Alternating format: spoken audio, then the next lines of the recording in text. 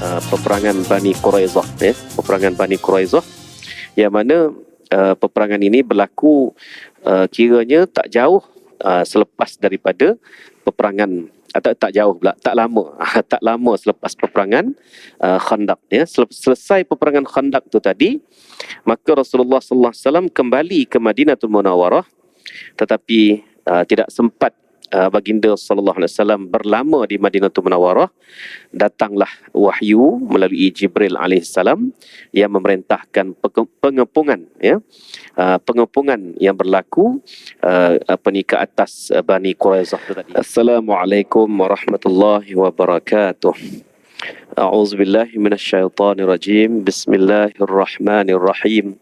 Alhamdulillahilladzi hadana lihadza wa ma kunna linahtadiya laula an hadanallah. Allahumma salli wa sallim ala sayyidil anbiya wal mursalin wa ala alihi wa sahbihi ajma'in. Rabbi shrah li sadri wa yassir li amri wahlul 'uqdatam min lisani yafqahu qawli wa ba'd. Al-Fatihah. A'udzubillahi minasyaitonir rajim. Bismillahirrahmanirrahim. Alhamdulillah Ar-Rahmanir Rahim. Maliki yaumiddin. Iyyaka na'budu wa iyyaka nasta'in. Ihdinas siratal mustaqim. Siratal ladzina an'amta 'alaihim ghairil maghdubi 'alaihim waladdallin. Amin. Amin amin ya rabbal alamin. Alhamdulillah, kita dah masuk bulan Zulqa'dah, ya. Malam ni dah jadi malam 2 Zulqa'dah. Jadi insya-Allah kita meneruskan bicara kita dalam fiqh sirah, dan dalam pertemuan kita pada penghujung bulan Mei yang lalu, kita telah menyebut berkenaan dengan peperangan Bani Quraizah, ya, peperangan Bani Quraizah, yang mana peperangan ini berlaku kiranya tak jauh selepas daripada peperangan, atau tak jauh pula, tak lama tak lama selepas peperangan Khandaq, ya. Selesai peperangan Khandaq tu tadi, maka Rasulullah sallallahu alaihi wasallam kembali ke Madinatul Munawwarah, tetapi tidak sempat baginda sallallahu alaihi wasallam berlama di Madinatul Munawwarah. Datanglah wahyu melalui Jibril alaihissalam yang memerintahkan pengepungan, ya, pengepungan yang berlaku ke atas Bani Quraizah itu tadi. Walhal Bani Quraizah ini hanya di tempat yang sama, ya, di luar sempadan tanah haram, tempat berlakunya peperangan Khandaq itu. Selama lebih kurang 40 hari lebih Nabi sallallahu alaihi wasallam menghadapi, ya, kalau kita campur semua sekali daripada pertengahan bulan Syaban, kemudian masuk ke bulan Ramadan, datang bulan Syawal, masuk bulan Syawal tu tentera-tentera Ahzab dah tiba dekat tebing parit di sebelah sana, ya. Kemudian berlaku pula pengepungan selama 44 hari, ya. Tentera Ahzab mengepung tentera-tentera muslimin, dengan tentera muslimin berlatar belakangkan Jabal Sila, manakala di seberang mereka di sebelah sana pula adalah tentera-tentera Ahzab tadi. Setelah selesai selama lebih kurang 44 hari di situ, Nabi SAW pun baliklah melalui Jabal Sila tadi sampai di Madinah. Namun Allah Subhanahu Wa Taala memerintahkan Nabi sekali lagi pergi ke tempat itu untuk melakukan pengepungan pula kepada Bani Quraizah. Jadi Bani Quraizah ini merupakan kelompok Yahudi yang ketiga terbesar dan yang paling besar pada masa itu, setelah dua kelompok pertamanya, iaitu Bani Nadir dan Bani Qainuqa, telah dihalau keluar dari Madinah atas pengkhianatan yang mereka lakukan sendiri. Jadi muslimin muslimat yang dirahmati Allah, seperti yang saya dah sebut mula-mula sekali, ya, mula-mula sekali, isunya yang kita kena tengok dalam peperangan Bani Quraizah ini ialah kenapa? Ialah Rasulullah sallallahu alaihi wasallam tidak berperang melainkan dengan perintah Allah Subhanahu Wa Taala. Jadi kalaulah kita ni asyik, yalah, kita dah tiba ke ke peringkat peperangan, kita terpaksa bicara, kan, sebab Ini adalah salah satu daripada lipatan sirah Nabi sallallahu alaihi wasallam. Jadi janganlah pula bila time kita baca ataupun kita kaji pasal sirah Nabi sallallahu alaihi wasallam berperang ini, ada orang yang gatal mulut duk kata tak ada kerja lain ke? Cerita pasal sirah Nabi mestilah cerita pasal peperangan. Ya, ini bab peperangan lah. Bab sirah bahagian lain kita bicarakan juga, bukan tak bicarakan, ya. Contohnya bagaimana Nabi sallallahu alaihi wasallam menghadapi perjanjian damai Hudaibiyah sebagai contohnya kan. Kita bicarakan tentang penurunan suratul Fathu. Nak selesaikan ayat demi ayat suratul Fathu itu tuan-tuan, ya, 29 ayat bukan senang. Bukan, bahkan pembongkaran kisah-kisah yang berlaku sepanjang hayat Nabi sallallahu alaihi wasallam dalam suratul Fathu itu cukup panjang dan cukup detail disebut oleh Allah Subhanahu wa taala dalam suratul Fathu, ya. Jadi sekarang ni kita bicara tentang salah satu daripada peperangan yang dihadapi oleh Rasulullah sallallahu alaihi wasallam, ya. Saya risau juga apabila kita bicara pasal peperangan ni tadi, ada orang yang dia konon-kononnya nak membawa misi keamanan lah kononnya. Dia kata takkanlah sirah Nabi ni perang saja. Habis tu masa kita bicara pasal Nabi sallallahu alaihi wasallam turun ayat itu, turun ayat ini, dia tak datang. Dia datang masa masa kita bicara pasal perang. Terus dia kata cerita sirah Nabi, cerita pasal perang. Bukan begitu, kan? Jadi sekarang ni apa yang berlaku kepada Nabi sallallahu alaihi wasallam dalam perang Bani Quraizah ini cukup menarik, tuan-tuan. Kenapa? Sebab daripada lokasi yang sama, Nabi menghadapi perang yang awal, yang pertama katakan, iaitu perang Khandaq, ya. Duduk situ bukannya sekejap. Daripada pertengahan bulan Syaban masuk Syawal, masuk Zulqa'dah, ya, lebih kurang 3 bulan, hampir 3 bulan Nabi duduk berkhemah di Jabal Sila' tu tadi. Tiba masa balik ke Madinah, Allah Ta'ala yang suruh pergi semula ke tempat itu. Kalaulah kita kata peperangan Bani Quraizah ini berlaku atas keinginan dan kehendak Nabi sallallahu alaihi wasallam sendiri, maka sudah tentulah balik buat apa? Dah musuh di depan dah habis, pusing belakang, hentamlah musuh di belakang pula, kan? Tidak, Nabi sallallahu alaihi wasallam tidak begitu, ya. Bertindak, wa ma yantiqu anil hawa in huwa illa wahyun yuha, dan dia tidak berbicara melainkan apa yang telah diwahyukan kepadanya. Kita kena ingat itu. Jadi pada bulan Zulqa'dah tahun 5 Hijrah itu, Nabi sallallahu alaihi wasallam pun telah kembali ke Jabal Sila', dan Allah Subhanahu wa taala telah menyebut berkenaan dengan perangai kaum Yahudi ini dengan firman Allah Subhanahu wa taala dalam surah An-Nisa ayat 46, minal ladzina hadu yuharrifuna al-kalima an mawadhi'ihi wa yaquluna sami'na wa 'asayna wasma' ghaira musma'in wa ra'ina layyan bi alsinatihim wa ta'na wata'nan fil din walau annahum qalu sami'na wa ata'na wasma' wanzurna lakana khairan lahum wa aqwama walakinna la'anahumullahu bikufrihim fala yu'minuna illa qalil, ya. Jadi tuan-tuan, maksud firman Allah ini apa dia? Di antara kalangan orang Yahudi itu ada yang mengubah atau menukar ganti kalamullah, isi kitab Taurat, dari tempat dan maksudnya yang sebenar, dan berkata kepada Nabi Muhammad sallallahu alaihi wasallam, kami dengar, ya, kami dengar apa yang kamu cakapkan, apa yang kamu perintahkan. Dia kata sami'na. Sedangkan dalam hati mereka berkata serentak, wa asayna, kami tidak akan menuruti ataupun kami membangkang. Kami asayna ni maknanya kami membangkanglah, senang ceritanya. Di mulut dia kata sami'na wa asayna, dalam hatinya serentak. Ini yang Allah Ta'ala ceritakan berkenaan dengan perangai Yahudi, ya. Dan mereka berkata, tolonglah dengar, Tuhan tidak diperdengarkan sesuatu yang buruk. Dan serta mereka mengatakan ra'ayna, ya.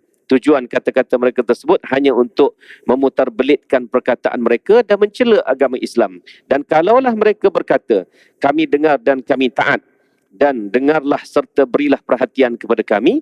Tentu yang demikian itu lebih baik bagi mereka dan lebih betul. Akan tetapi Allah Ta'ala melaknat mereka dengan sebab kekufuran mereka. Oleh itu, mereka tidak beriman kecuali sedikit sahaja di antara mereka. Jadi tuan-tuan, ayat Surah An-Nisa ayat 46 ini jelas menunjukkan inilah masalah yang dihadapi oleh Nabi sallallahu alaihi wasallam sepanjang mentadbir Madinah, sepanjang keberadaan 3 kelompok besar Yahudi ni, Bani Nadir, Bani Qainuqa dan juga Bani Quraizah. Last kali, Bani Quraizah ini kalau dilihat dari segi zahirnya memang merupakan kaum Yahudi yang taat kepada Nabi sallallahu alaihi wasallam, tetapi sebenarnya Allah Taala bongkarkan dalam hati mereka itu, mereka selalu menyebut sami'na wa asaina, sedangkan sahabat-sahabat Nabi menyebut sami'na wa ata'na, kami dengar dan kami taat. Dan begitulah, apabila ada sahaja cetusan untuk mereka ini meluahkan perasaan membangkang mereka itu, maka sudah pasti terjadi, ya, terjadilah bangkangan itu. Jadi tuan-tuan, apabila Bani Nadir dan Bani Qainuqa yang telah dihalau keluar dari Madinatul Munawwarah, mereka ini pula yang menyucuk, yang datang menyucuk orang-orang Bani Quraizah supaya menentang Nabi Muhammad sallallahu alaihi wasallam, ya. Jadi tuan-tuan, Nabi sallallahu alaihi wasallam sampailah, ya. Saya berhenti dalam pertemuan kita yang lalu, saya berhenti setakat mana? Saya berhenti setakat Nabi sallallahu alaihi wasallam memerintahkan para sahabat, ya. Nabi sampai tu Nabi mandi-manda, sempat mandi, tapi Jibril dah datang memberitahu bahawa kami belum lagi dipanggil pulang. Ya, kami itu makna para malaikat masih ada dekat Jabal Sila' tu tadi. Maka Nabi sallallahu alaihi wasallam pun selepas selesai solat Zuhur telah mengisytiharkan kepada para sahabat, jangan solat asar melainkan di perkampungan Bani Quraizah, ya.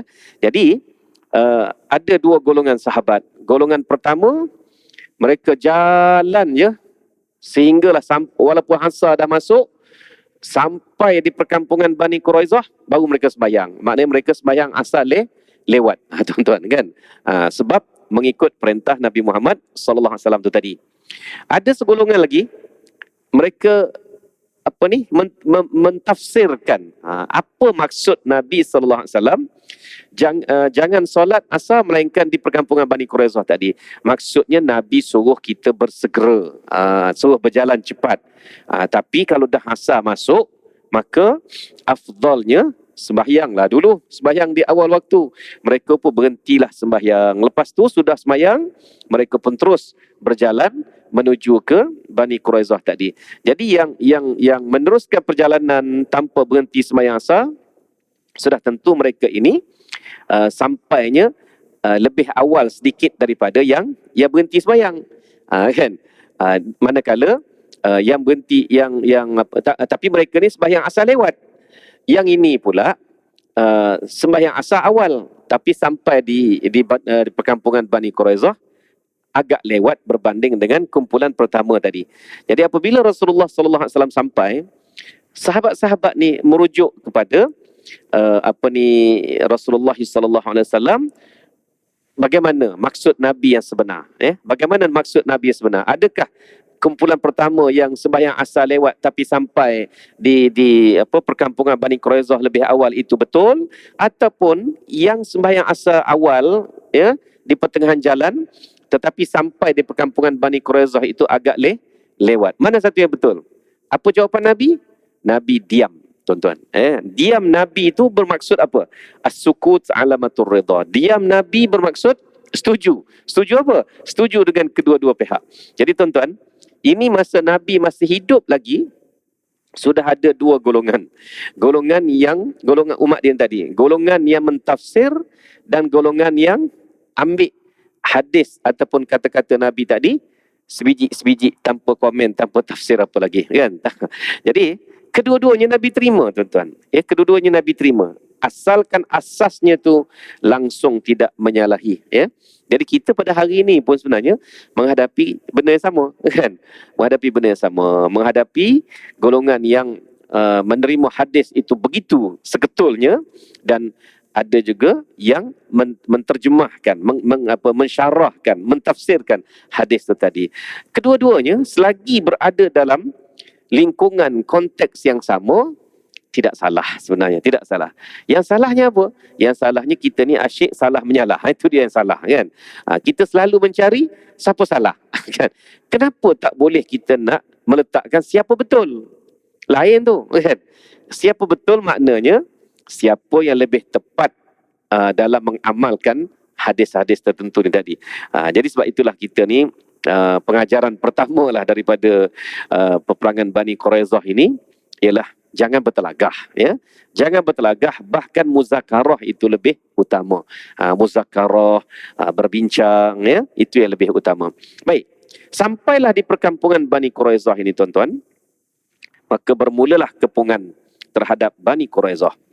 Dan ia berlaku pada tahun 627 Masihi, dikatakan menyamai bulan Februari dan juga bulan Mac, ya, tahun tersebut, ya. Menyamai bersamaan Zulqa'dah tahun 5 Hijrah, ya.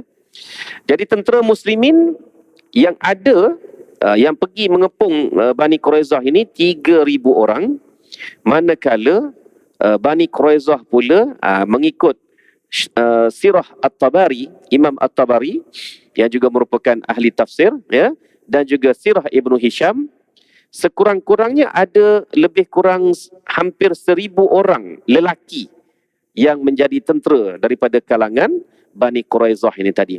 Maknanya, tuan-tuan, Bani Quraizah ni kuat, ya. Kalau mereka boleh ada 1,000 orang lelaki yang layak dipanggil sebagai tentera, ya, maknanya satu kampung je tu. Bayangkan kalaulah mereka ini bergabung dengan tiga-tiga kaum mereka, iaitu Bani Qainuqa dan juga Bani Nadir, sudah tentu lagi ramai, kan? Jadi tuan-tuan, pengepungan berlaku hampir 2 minggu. Pengepungan berlaku hampir 2 minggu, dan yang menariknya tuan-tuan, ialah apabila mereka sudah mengalah, ya, apabila mereka sudah mengalah dan mereka minta diadili setelah 2 minggu ni tadi, mereka kata apa? Mereka kata, carilah seorang hakim yang bebas di antara kita, antara mereka dan Nabi Muhammad sallallahu alaihi wasallam, ya. Cari. Nabi kata, baik, kamu tak percaya dengan keadilan aku, carilah siapa.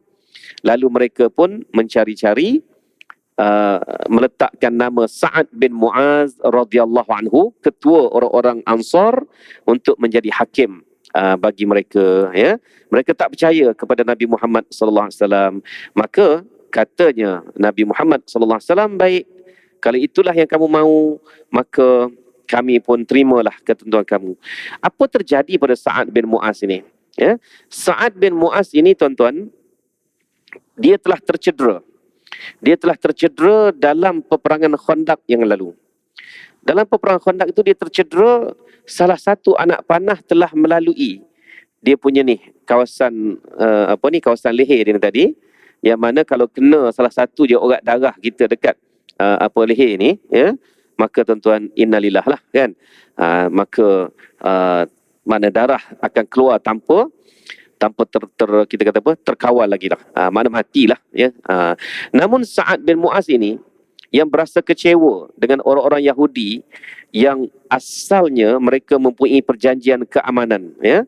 Orang-orang Yahudi ini mempunyai perjanjian keamanan dengan Bani Aus, dan Sa'ad menjadi wakilnya. Lalu Sa'ad berdoa kepada Allah Subhanahu Wa Taala sambil memegang dia punya leher dia ni tadi. Dia kata, ya Allah, tutupilah luka aku ni sehinggalah aku berjaya membalas perbuatan pengkhianat terhadap bumi Madinah ini, dan juga pengkhianat kepada Rasulullah sallallahu alaihi wasallam. Kalau kamu nak buka balik luka aku ni, bukalah. Tuan-tuan, ya. Salah satu daripada anak panah itu telah terkena dia punya ni, apa istilahnya ni, kan, di kawasan leher ni tadi. Dia tahan, takdir Allah, ya, doa sahabat yang suci ni, ya, tertutuplah lukanya. Tapi Sa'ad uzur bila balik dari perang Khandaq itu, dia tidak ikut serta, bahkan dia telah dikembalikan ke Madinah lebih awal sebelum perang Khandaq tamat lagi, ya. Kembali ke Madinah, dan apabila orang-orang Yahudi Bani Quraizah ni tadi menyebut nama Sa'ad bin Mu'az, maka Nabi SAW pun menghantar utusan tanya Sa'ad boleh datang ke tidak.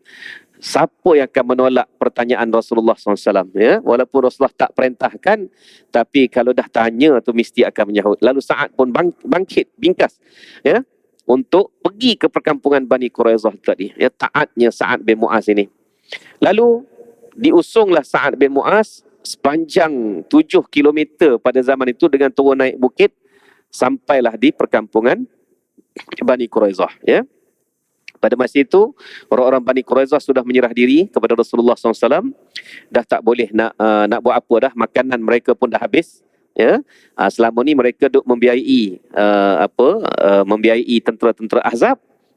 Hantar lembu, kambing ke tengah padang pasir dan dibiarkan untuk ditangkap oleh tentera Ahzab, lalu menjadi sumber makanan mereka. Ya, di sinilah sebenarnya yang menyebabkan terbongkar rahsia Bani Quraizah ini telah membelut daripada Rasulullah SAW. Ya. Sekarang ini bila dikepung 2 minggu, dia sendiri pun putus bekalan. Ya. Bila putus bekalan, maka menyerah diri. Baik. Sementara menunggu kedatangan Sa'ad bin Mu'az ini, kalaulah tentera-tentera muslimin antara Zuhur ke Asar dengan berjalan kaki sihat segar bugar ni boleh sampai, ya. Zuhur ke Asar, Zuhur ke Maghrib lah senang cerita. Ini kan pula orang uzur, orang yang dah sakit, dah cedera dalam perang, diusung pula kan. Jadi perjalanan tu agak panjang. Apa terjadi dalam kalangan orang-orang Yahudi Bani Quraizah ini? Mereka langsung tak menunjukkan perasaan merendah kepada Nabi Muhammad SAW. Bahkan wajah mereka masih lagi menunjukkan kebencian kepada Nabi Muhammad SAW. Ya. Sudahlah mereka itu tidak menunjukkan sangka baik kepada baginda, mereka juga tidak menunjukkan rasa merendah. Dah kena tawan sepatutnya kan, tunjuklah muka kesian, muka seposen. Tidak, orang Yahudi tidak begitu. Ya. Sebab itulah berhubung dengan Yahudi ini, nak faham Yahudi ni, kita kena ada seorang pakar khusus beritahu siapa Yahudi. Selama ni kita duk kata Bani Israel tu Yahudi, Yahudi tu Bani Israel. Sebenarnya bukan. Ya? Yahudi ni tak ada kaitan pun dengan Yahuza bin Yaqub. Saya pun terkeliru tuan-tuan, ya. Saya pun terkeliru. Duk ingatkan Yahudi ini adalah anak cucu Yahuza bin Yaqub radhiyallahu alaihi salatu wassalam, kan. Sebab maknanya anak cucu Nabi Yaqub dikenali sebagai Bani Israel. Kan. Tapi rupa-rupanya Yahudi ni satu golongan lain. Satu golongan yang tak ada kena-mengena pun dengan Bani Israel sebenarnya, ya. Bahkan mereka ini memang bersifat ingkar, ya, bersikap menyucuk dan sebagainya kepada Bani Israel, sehingga Bani Israel ini terpengaruh dengan sikap mereka tu tadi, dengan gerakan-gerakan mereka tu tadi. Rupanya macam tu tuan-tuan, ya. Tak apa. Senanglah kita faham begitulah, ya. Sebab itulah dalam Quran Allah Taala menyebut Bani Israel satu golongan yang kerah kepala. Itu satu, betul. Satu golongan yang Allah Taala dah beri kepada mereka ramai nabi, banyak kitab, tapi kitab itu mereka tokok tambah, termasuklah kitab-kitab yang tiga ini pun, ya, daripada 4 kitab yang kita wajib imani, 3 daripadanya adalah yang diturunkan kepada nabi-nabi Bani Israel, kan. Itu satu golongan. Tapi gerakan Yahudi ini sebenarnya asalnya berada di luar daripada Bani Israel itu sendiri, sebenarnya. Dan mereka inilah yang kemudiannya meracuni pemikiran Bani Israel itu tadi, ya. Jadi kalau begitulah keadaannya, maka keturunan nabi-nabi Allah ini juga sebenarnya suci, ya, melainkan datangnya anasir-anasir perosak yang menyebabkan anak cucu mereka ini tadi terpesong. Sedangkan pesanan Nabi Allah Yaqub alaihissalam, wala tamutunna illa wa antum muslimun, janganlah kamu mati sekali-kali melainkan dalam agama Islam ni tadi, ya. Jadi tuan-tuan, tibalah Sa'ad bin Mu'az, dan Sa'ad bin Mu'az telah diminta oleh Nabi SAW untuk mengadili di antara Nabi SAW dan juga Bani Quraizah ni tadi. Baik. Apa terjadi tuan-tuan? Apa terjadi ya berkenaan dengan penghakiman Sa'ad bin Mu'az ini? Sa'ad bin Mu'az telah betul-betul melaksanakan apa yang ada dalam perlembagaan Madinah, dalam Sahifah Madinah. Maknanya Bani Quraizah tak boleh tidak sudah menjadi pengkhianat. Ya, pengkhianat kepada negara ini tak layak menjadi warga negara. Bahkan mereka bukan sahaja mereka bukan sahaja kita kata apa, memberontak dalaman begitu saja. Bani Qainuqa dan Bani Nadir, dua bani yang terdahulu, mereka ini tidak bergabung dengan orang luar. Mereka hanya berontak lawan Rasulullah sallallahu alaihi wasallam, kan? Sedangkan Bani Quraizah yang selama ni nampak taat begitu, tiba-tiba sekali mereka bertindak terus bergabung dengan orang luar. Jadi mana yang lebih bahaya, kan? Bani Quraizah dengan Bani Qainuqa Nadir ke ataupun Bani Quraizah tadi? Mana lebih bahaya? Sudah tentu bahayanya Bani Quraizah. Maka berlandaskan Sahifah Madinah yang merupakan perlembagaan tertinggi Madinatul Munawwarah pada masa itu, ya. Dan perlembagaan ini pun adalah daripada usaha Nabi sallallahu alaihi wasallam untuk menubuhkan negara berperlembagaan bertulis pertama di dunia. Maka Sa'ad bin Mu'az menjatuhkan hukuman bunuh kepada lelaki-lelaki yang layak menjadi tentera. Walaupun mereka tu berpura-pura tidak tentera, ya, tidak tentera, tapi sebenarnya hakikatnya mereka adalah tentera. Mereka tak ada dah macam tunjuk macam kata apa, macam orang pondan lah, kan? Pun tak aci, sebab ditahu bahawa mereka ni tadi adalah lelaki-lelaki yang menjadi tentera Bani Quraizah. Berapa orang? Mengikut Imam At-Tabari dan juga Imam Ibn Hisham, dua penulis sirah yang klasik ini, yang sirah lama ini, maka tuan-tuan ada 900 orang lelaki ataupun hampir 1000 orang lelaki, dan mereka semuanya dihukum pancung, tuan-tuan, ya, dihukum bunuh. Daripada 900 orang lelaki lebih ini, ada seorang wanita, ya, ada juga seorang wanita yang memang menunjukkan sikapnya yang memang anti kepada Rasulullah SAW dan juga pemberontakan, maka dia juga turut dipancung. Tinggallah lelaki-lelaki tua, lelaki-lelaki budak-budak dan juga wanita-wanita. Jadi untuk wanita-wanita ini saat menjatuhkan hukuman, mereka dihalau keluar dari Madinah, ya, dihalau keluar dari Madinah. Dan bagi yang memeluk Islam, yang berjanji untuk patuh kepada Nabi SAW, mereka kekal dalam Madinatul Munawwarah, ya.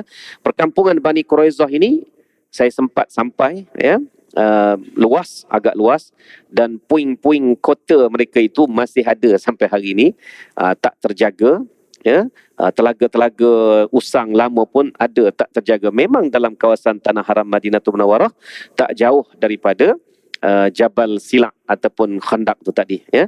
Namun nak duduk lama kat situ tak boleh lah, tuan-tuan. Ada je polis polis syariah dia tu, squad amar makruf nahi mungkar dia tu terus halau kita. Siap bunyi bunyi siren dia lagi dah. Kita pun cabut, sempatlah ambil 2-3 keping gambar, ya. Jadi tuan-tuan, kita nak mengesan sejarah sebenarnya, bukannya nak menyembah tempat itu. Tapi macam mana dia punya tafsiran dia macam tu, ya. Sempat sampai. Jadi berdasarkan sekali lalu kita lihat tempat itu, memang nampak bahawa tempat itu merupakan satu pertahanan kota yang kukuh dalam kawasan Madinah ni tadi. Sebab itulah dalam suratul Hasyri disebut bahawa orang-orang Yahudi ini adalah golongan yang berani ketika mereka dilingkungi oleh kota-kota. Di luar kota mereka pun penakut sebenarnya. Puing-puing itu masih ada sampai sekarang dan tak terbangun. Ya, tidak dibangunkan pula. Mungkinlah untuk akan datang akan dibangunkan oleh kerajaan Saudi, ya, wallahu alam, tapi setakat ini belum lagi terbangunlah kawasan tersebut, ya. Jadi tuan-tuan, dihalau keluar dengan membawa sekadar yang mampu dibawa oleh seekor unta. Mengembaralah mereka ni keluar dari Madinah.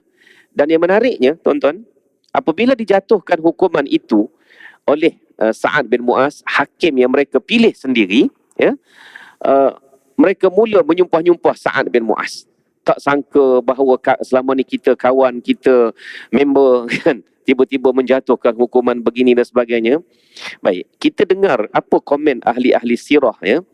Apa komen ahli-ahli sirah terhadap peristiwa ini, ya tak?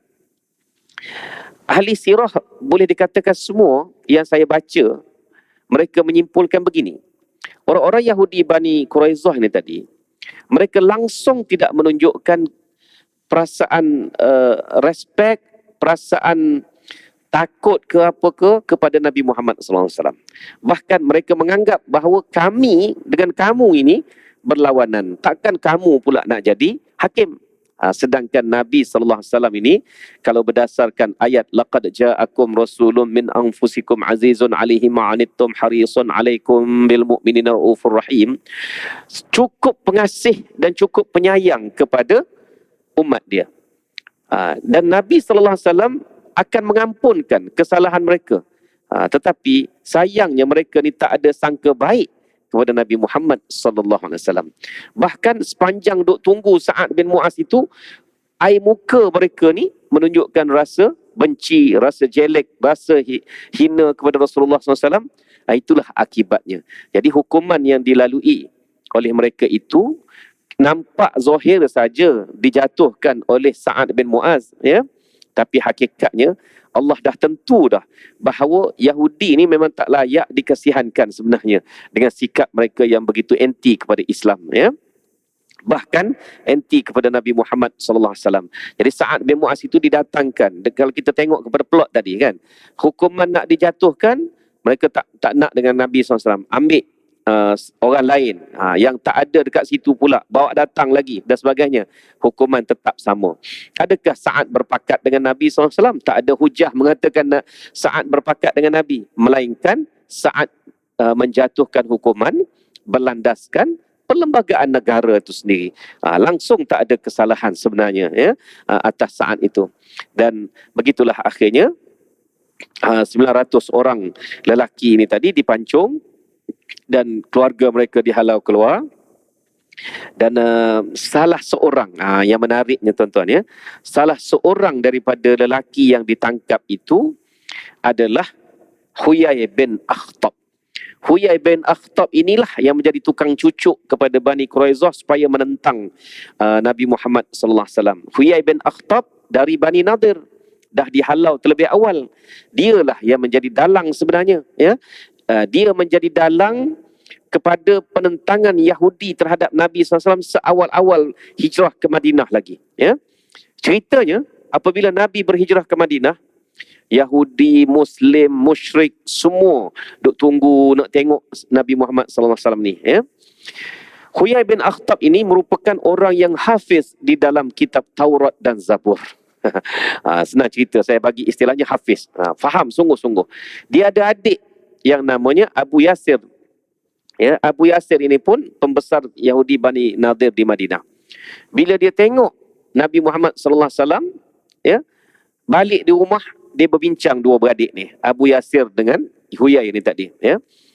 Disaksikan oleh anak perempuan dia yang masa tu baru berusia dalam sekitar 10-11 tahun begitulah. Masih kanak-kanak, ya.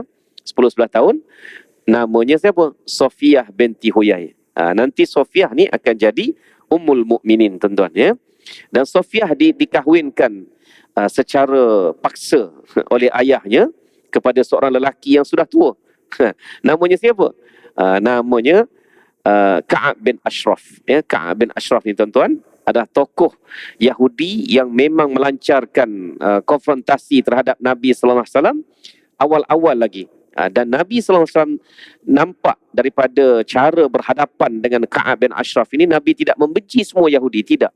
Tapi sebaliknya Nabi melihat kepada persoalan Ka'ab bin Ashraf itu saja. Sebab itulah Ka'ab bin Ashraf ini telah dihukum bunuh secara senyap-senyap oleh komando-komando muslimin. Dan setelah kematian Ka'ab bin Ashraf itu, barulah orang-orang Yahudi pun mula takut sikit, kan. Cara Nabi tu, dia tidak ambush semua sekali, tidak sebenarnya, ya. Dia memilih siapa jadi punca, matikan punca tu tadi.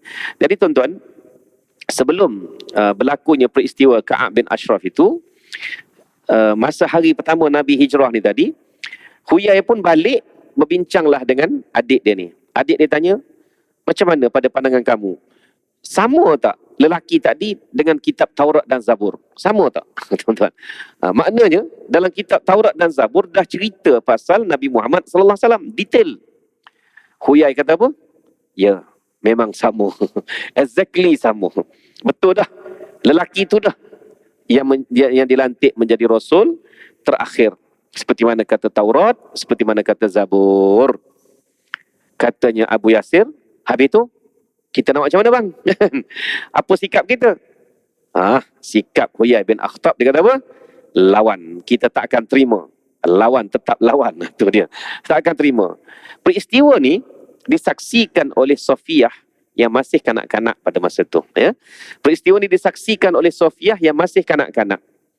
Dan Sofiyah sejak hari itu dah heran dengan bapa dia. Sebab bapa dia lah yang mengajar Sofiyah ini tentang kitab Taurat dan Zabur. Ya. Dan Sofiyah menjadi anak yang hafizah juga dalam kitab Taurat dan Zabur. Tiba-tiba di belakang di belakang Sofiyah maksudnya, ayahnya menjadi orang yang menafikan sendiri kitab Taurat dan Zabur. Sejak hari itu lagi Sofiyah sudah hilang kepercayaan. Tapi apakan daya bagi seorang perempuan, ya? Sofiyah sempat berkahwin dengan Ka'ab bin Ashraf, dan setelah Ka'ab bin Ashraf dibunuh, berkahwin pula dengan seorang lelaki yang lebih muda, dan lelaki lebih muda ini akhirnya mati dalam perang Khaybar. Nanti kita akan sebut pasal perang Khaybar. Dan Sofiyah sendiri telah menemui Rasulullah SAW dan menyerah diri dan menyebut bahawa dia dah lama meyakini kerasulan Nabi Muhammad SAW. Tapi apakan daya, dia ni duduk dalam kelompok lingkungan Yahudi yang menentang Nabi Muhammad SAW tadi. Ya? Jadi apabila Rasulullah SAW memperisterikan Sofiyah binti Huyai, kemudiannya itu membongkar segala rahsia Yahudi yang jahat-jahat ni tadi kepada Nabi Muhammad SAW. Sebab itu, bila kita melihat kepada peristiwa Bani Quraizah ini, nampak macam Nabi itu zalim. Sebenarnya tidak. Sebenarnya memang layak. Itulah perangai Yahudi yang sampai sekarang pun menjadi perosak dan memporak-perandakan dunia ni tadi. Ya? Sampai sekarang pun. Okey, jadi selesailah orang-orang Yahudi ini setelah berlakunya penghalauan ke atas Bani Quraizah. Tidak ada lagi kelompok kuasa besar Yahudi di dalam Madinah. Tapi penduduk-penduduk Madinah yang beragama Yahudi ni masih ada. Nabi tak halau semua. Yang tak nak buat khianat, duduklah salah apanya. Ya. Bahkan ramai juga dalam kalangan orang Yahudi yang memeluk Islam. Antaranya sahabat besar siapa? Abdullah bin Salam radhiyallahu anhu. Okey, sikit nak habiskan ya. Lebihkan sikit je. Saya tak suka lebih pada waktu Isyak. Ringkas je. Apa jadi pada Sa'ad bin Mu'az? Sa'ad bin Mu'az telah direhatkan dalam satu khemah, dan tak lama selepas peristiwa itu terbuka balik dia punya luka-luka ni tadi, sehingga darah keluar senyap-senyap dan darahnya melempah keluar daripada khemah. Tuan-tuan, orang luar khemah tu sedar, dia kata darah apa ni? Dia kata rupanya itulah darah Sa'ad bin Mu'az. Dan tak lama kemudian Sa'ad bin Mu'az pun makin pucat, lalu meninggal dah di perkampungan Bani Quraizah. Sabda Nabi SAW apabila disampaikan berita Sa'ad bin Mu'az telah meninggal dunia, Nabi kata apa? Ya? Bergegar tiang arash kerana hamalatul arash, malaikat-malaikat itu menangisi kematian lelaki yang mulia ni tadi, Sa'ad bin Mu'az itu. Wallahu a'lam, adakah ini satu-satunya lelaki yang Nabi pernah sebut berkenaan dengan bergegar tiang arash kerana kematian itu, ataupun ada sahabat-sahabat lain? Setakat yang saya tahu hanya Sa'ad bin Mu'az. Tapi itulah, bila kita baca sirah yang lain ini, tiba-tiba nama lain pula yang muncul. Saya dalam hal itu, setakat yang saya tahu hanya Sa'ad bin Mu'az. Ya. Kalau orang lain ada lagi tu, wallahu alam. Ya. Demikianlah ringkasan daripada peristiwa Bani Quraizah yang banyak menguji keimanan umat Islam, para sahabat terhadap Nabi SAW, dan pentingnya untuk taat dan patuh kepada Nabi SAW. Dan insya-Allah selepas ini kita akan lihat pula perjalanan umrah yang pertama, ya, yang tak jadi, juga berlaku dalam bulan Zulqa'dah, yang akhirnya bersusudahan dengan perjanjian Hudaibiyah, ya, insya-Allah. Jadi sekadar itu saja untuk malam ini. Semoga pengajaran daripada peristiwa ini menjadi pedoman untuk hidup kita seterusnya, dan kita tangguhkan dengan tasbih kafarah serta surat al-'asr. Subhanakallahumma wa bihamdika asyhadu an la ilaha illa anta. Bismillahirrahmanirrahim. Wal 'asri innal insana lafi khusr illa alladziina aamanu wa 'amilus shalihaati wa tawassaw bil haqqi wa tawassaw bis sabr. Shadaqallahul 'azim. Wassalamualaikum warahmatullahi wabarakatuh.